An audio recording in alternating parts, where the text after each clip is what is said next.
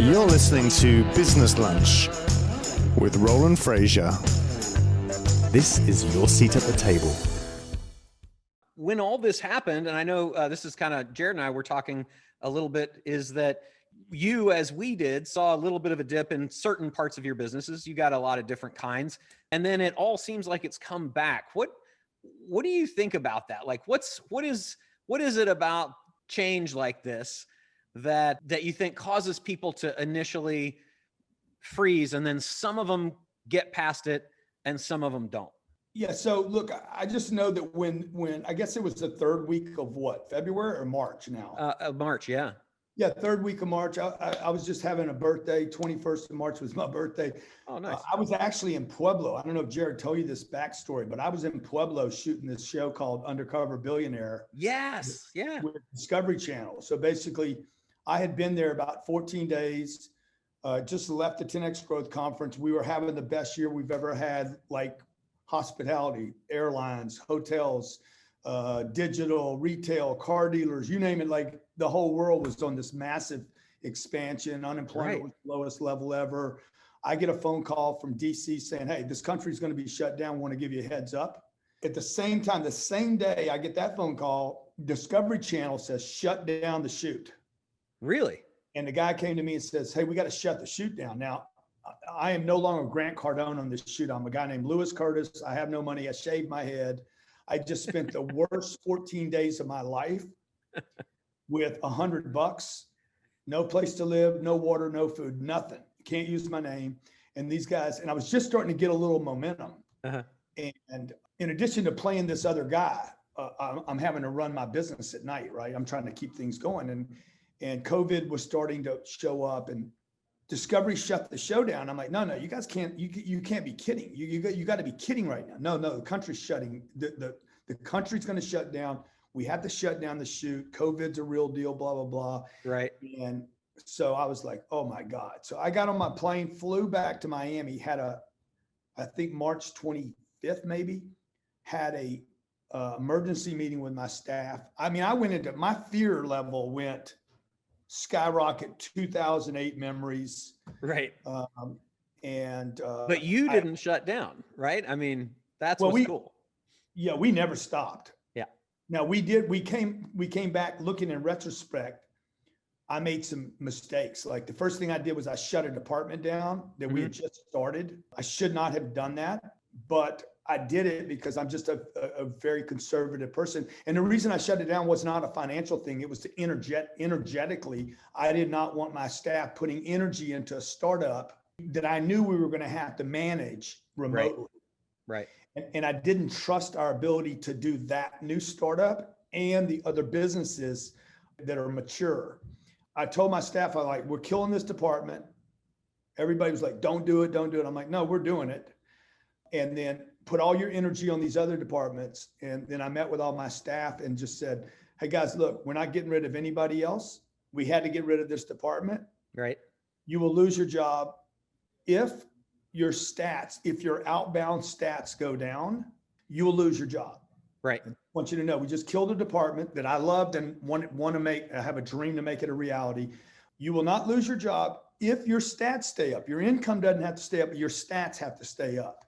And I don't want to get rid of anybody. And we just basically consolidated all our energy and resources and just focused on expanding the business despite COVID or the country, whatever. And basically the theme was, ain't no virus gonna stop us. Right. I love it. Now, hey, so we are gonna have the single best year we have ever had at this company. We are too. And I see that with so many people. It's very encouraging. It's exciting, right? And I think what happens is people that are committed find the best part of them when they get hit and their commitments get challenged. And COVID certainly is challenged. I mean, look at it. People have lost their family members. 40 million people lost their jobs. Industries are just whacked. Yeah. So you're not interviewing any of those people, right? No, I am. And it's really cool. But you're not interviewing anybody at Marriott Hotels or American Airlines. I am not. No, but I am interviewing people that own restaurants and things like that, right? It is a lot of it is just being adaptable, and that's like what I really want to dig down into with you is what have you taken away that's new for you that in this last 8 months or so, as we've been addressing and dealing, that you think you're going to take into 2021 that would be good to share with everybody else here. So as you know, we've been virtual for a long time. We have been very heavy social media, Zoom or any kind of video, any way to deliver to the client every day, right, whether we're paid or not, has been a heavy emphasis. So all we've done really is not just double down on that, but 10X on that. Okay. And in terms of content or amplification or budget or what? Just everything, now we have no energy being, basically we flipped our model so that because it was taken away from us, the in-person events, the hotel events, the big 30,000 person conferences, it got taken away from us. Right. So we leaned, we just leaned hard into that other thing. And then we have executives here saying, hey guys, we're not going backwards, we're going forward. We want to take everybody with us and put in more time if you have to, but we're not going backwards. Did anything change in the messaging to your clients that were having a challenge, like the people that were, saying, gosh, this is really hard for us? Because you have people on contracts that pay every month, and some of them might have run into challenges. How do you deal with those kinds of customers? Yeah, so we have 2,000 customers, corporate customers that pay us every month. Mm-hmm. I don't know that this actually happened, but the request for me was, hey, please reach out to the 2,000 people and say, what do you need from us? Right. Do you need time? Do you need a break? Do you want to cancel? What do you want to do? Right. And they're like, they pick one of those, A, B, or C. And then we would ask this question: do you plan on going out of business or filing bankruptcy? And they'd be like, no. Well, good. Then we're not going to discontinue. Right. So the three options were: do you need more time? Do you need time? Do you need help? You want to just keep going, or do you want to cancel? Okay. And then when they could pick whatever, and then I'm like, okay, the next question was, or do you plan on filing bankruptcy? Right. And do you plan on, stopping your business? And if they said no to either one of those, we said, well, then we're going to continue. Right. If they said no, we would file bankruptcy, then we said, well, then we're definitely not going to discontinue. And they're like, why wouldn't you? Because if you're going to file bankruptcy, you want debt. Right. When you restructure, you want to restructure debt. You don't want to restructure. We want to restructure, but we don't have any debt. I mean, you're just not going to get any help like that. So I think the two things that we walked away with was, one, when it gets tough, the executives have to get better. Yeah. Not to people, not the everyday people that are running the machinery, but the executives. The leadership has to be much greater. Yeah. And the second thing is just whatever you lose, you need to figure out how to pick that up times something in these other spaces. Yeah. And you did that well. Two things. One, I want to point out. So what I heard you say earlier is that you took a lot of the people who were fixed overhead and said, you got to hit these performance requirements. So they're effectively on a performance pay, even if they were not like on a commission performance or something like that. You're like, dude, if you want to stay here, you gotta make, right? And here's the clearly articulated requirement for you to do that. That's really cool. And because then as long as they're hitting that, you're good, right? I'm good.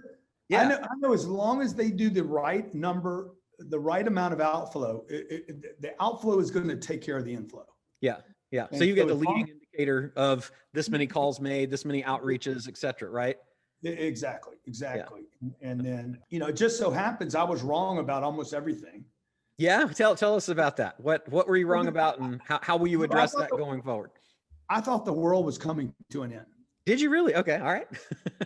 I was 100% sure that no one would ever pay us again for anything. Right.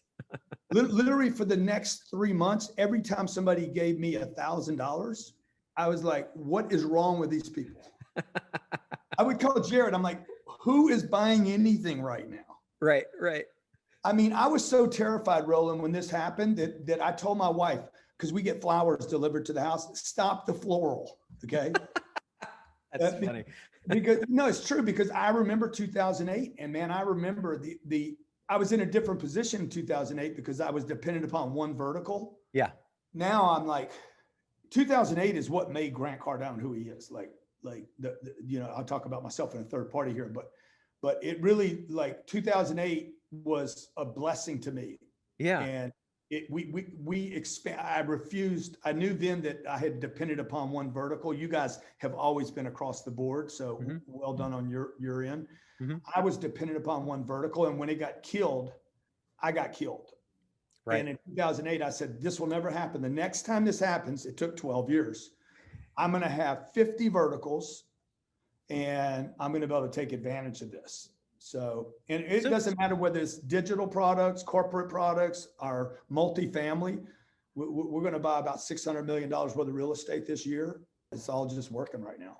That's actually a really great lesson that you had during, what we call the Great Recession here, right? And you took away. How would you advise somebody now who's suffering from what you experienced in 2008 to go forward, like to really, because you took a lot of lessons away, you've done a great job expanding into all these verticals. How would you tell them to do that? Like, where do they start if they're a little overwhelmed with all of that? So look, if you're in the hotel business, if you're in the airline business, you're a pilot. You've been a pilot for 25 years with American. You have, for the last 25 years, you have known that American was in charge of your future. COVID is not a virus. I understand it is a virus. COVID is more than a virus. COVID is a reminder that your vehicle is broken. If you were in trouble before COVID, you're probably in more trouble now. Right. Not because you did something wrong, but because the vehicle you're in is not scalable. You're not in control of the future of it. Right. That's what I learned from the Great Recession. Okay.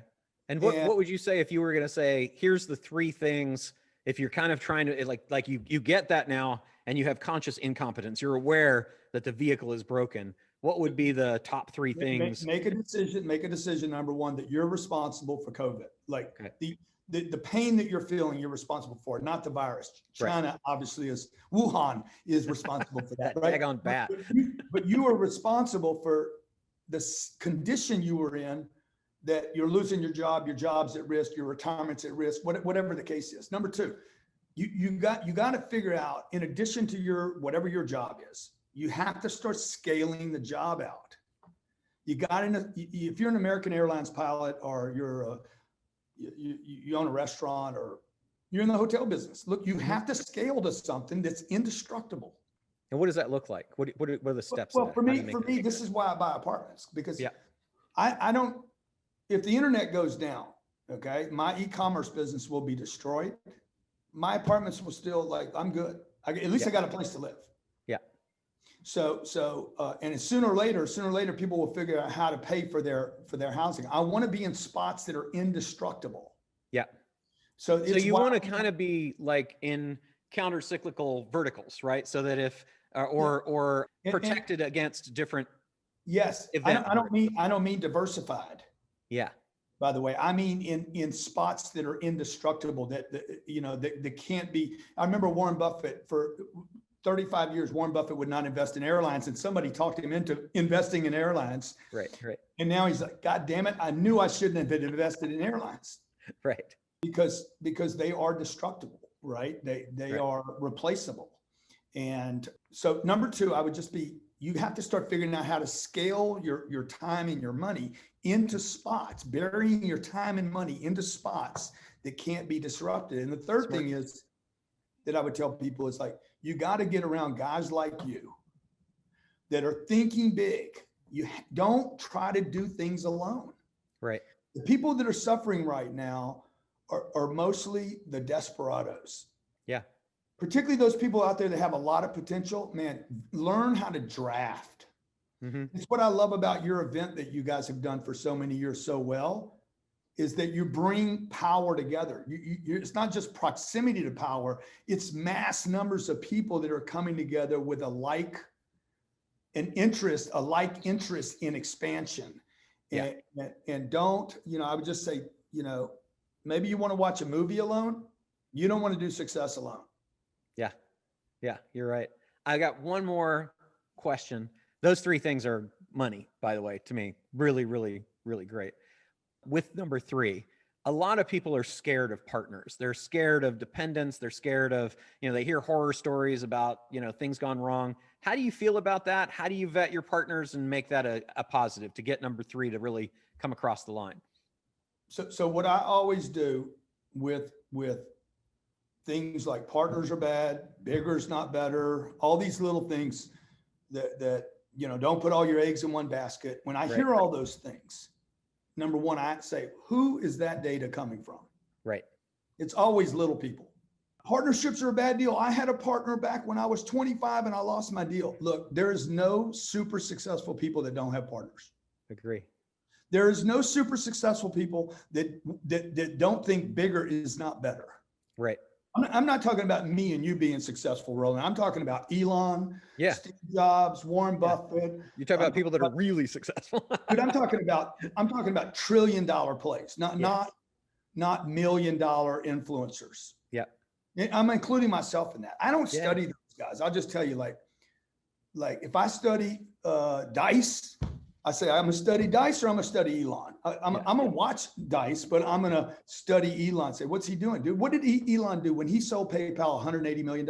He dumped all the money into 3 deals. He went all in. He did. But interestingly enough, all in with that counter cyclical diversification thing, right? Because the 3 things that he went into would each survive if one of them didn't go, and they were different both economically and risk-wise, right?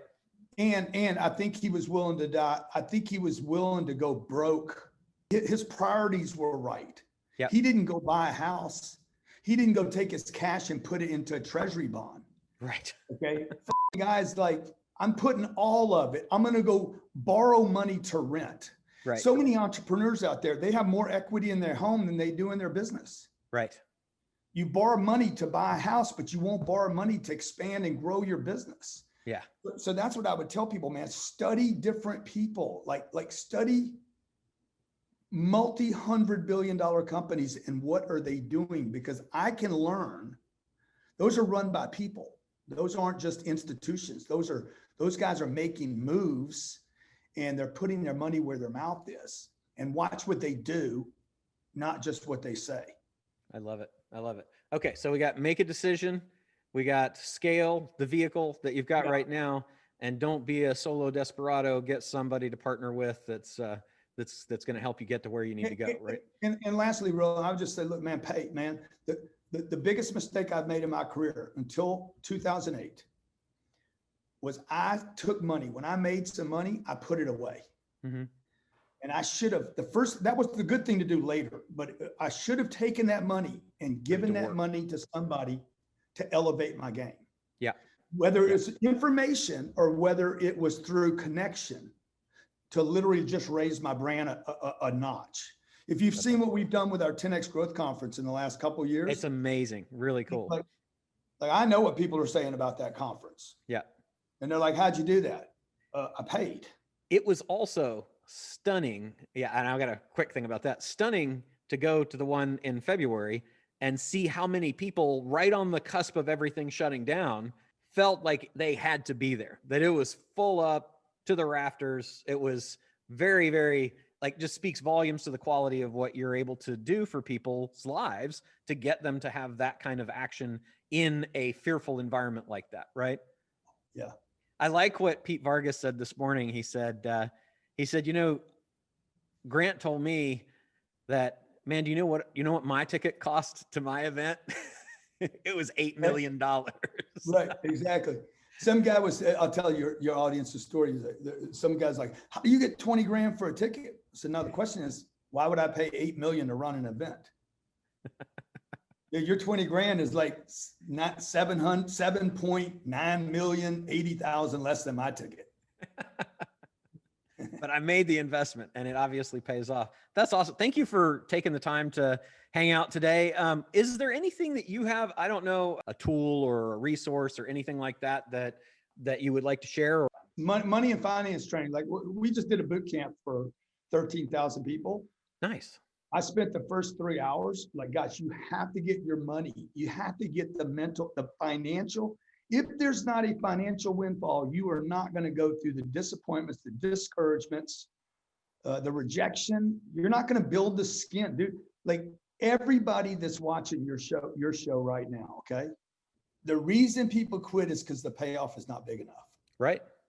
And Absolutely. so we have a financial money mindset training course where it actually removes all the limited thinking, and that shows you the exact strategy where you could go from just having a job to literally making whatever you want, producing whatever you want, and make sure you have the right vehicle that will scale and will cash flow so you and your family and your loved ones can have what they want. That's great. Do you have a link for that? It'll be in the show notes too, but we might as well for audio, We'll send video you the people. link, man. I'll send you the link.